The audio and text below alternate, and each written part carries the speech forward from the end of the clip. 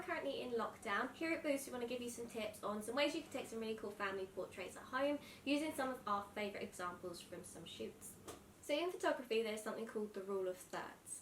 So this is where you can make photos that are balanced and quite pleasing to the eye. So the rule of thirds isn't the only way you can compose a photo, but it's a good basic rule to start with. So it works by splitting your grid into 9 sections, which gives you 3 horizontal thirds and 3 vertical thirds. So we then use this grid to think about where we place our subject. So I'm going to show you some of our favourite compositions using the rule of thirds.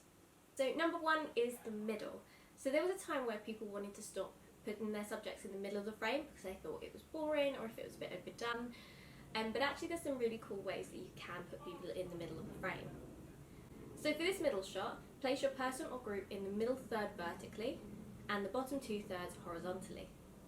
So the composition itself will be appealing, but for an extra pop, think about what's in your background. So because it's such a simple composition, you can have a busy background, and that's absolutely fine. So number 2 is the full frame.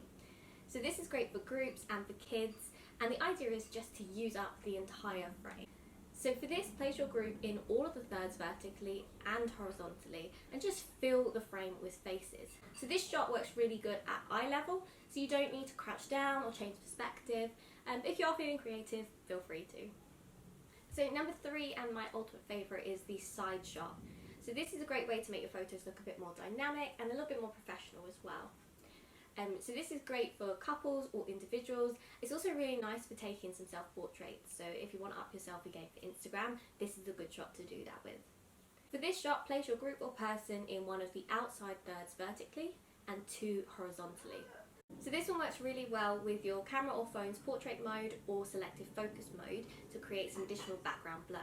But if you guys are interested on how to create effective background blur using your camera phone, drop us a comment and we can maybe create that as our next video. So that's just a few composition examples for you to try at home. If you do give any of these a go, drop them over to us and we'll share them on our Facebook and our Instagram. Thank you guys for watching, keep safe and sending all our love.